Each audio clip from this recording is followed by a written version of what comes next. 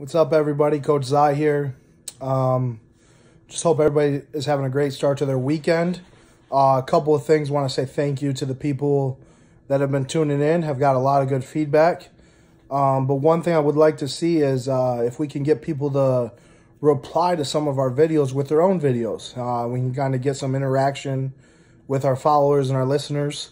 And then we can kind of maybe talk about some topics you'd like to hear, or talk about, your response to something. Maybe you disagree, maybe you agree, maybe you have a completely different take. We'd like to hear it all. And, if something's really good, I'm not against having some guests on the show and spicing up a little bit of the debate and stuff like that. So we got about 4 or 5 topics I'd like to talk about real quick. Not try to talk your ear off, but we'll get right to the point. Last night, James Harden, 50 points, triple-double against my LA Lakers. But the question is, are the Rockets going to be a contender in the West? And are they headed in the right direction since kind of getting rid of Melo and that whole shenanigans of that stuff? So are they headed in the right direction? They're better than when they had Melo. I think that's pretty obvious, considering Melo hasn't signed anywhere else. I think Melo at this point right now is a cancer. But that's a different debate for a different time. But are they contender in the West? No, their defense isn't good enough. They don't compete hard enough on a given night, every night, to be a contender in the West this year. And I think one of the biggest pieces is that Trevor Ariza left. And Trevor Ariza was kind of that guy that showed up and did all the little things every night. And, he was a proven pro. He could score. There's nights he could go for 20+, but he could go 10, 15 points pretty consistent. But he just worked hard every night, and he was kind of that veteran that, led by example. Not ran his mouth, he just led by example. But are they going to make the playoffs? I would predict yes. James Harden, Chris Paul are just too good to not make the playoffs. You mix in Eric Gordon, P.J. Tucker, Clint Capella. They have enough guys to make the playoffs, and I think they will make the playoffs. So, but I don't think they're a contender. I don't see them. I would be surprised if they're playing in the second round.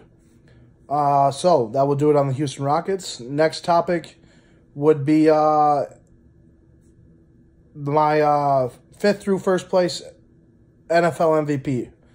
And so in 5th place, I'm going to go with Aaron Donald. Probably the best defensive player right now. Hands down the best player in his position. And, he's just a monster. He basically won them the Chiefs games, made some huge plays.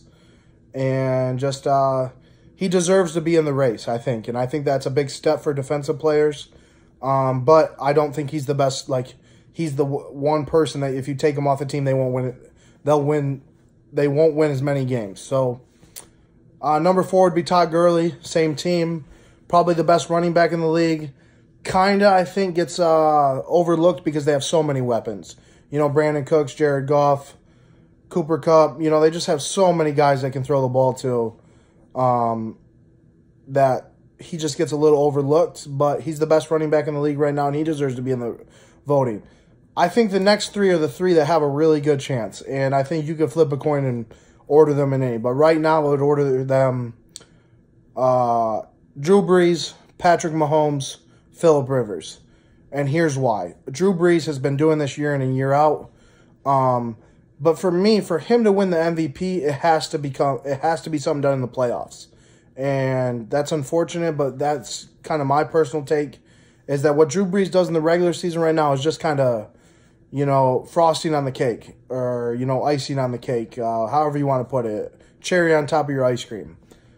Because he's a Hall of Famer already, but he has 1 ring, and he needs to get in that conversation with Brady and Peyton and some of these guys. He needs more success in the playoffs, because as of recently, he hasn't had a ton of success. Made a little bit of a run last year, but he needs to get back to that Super Bowl.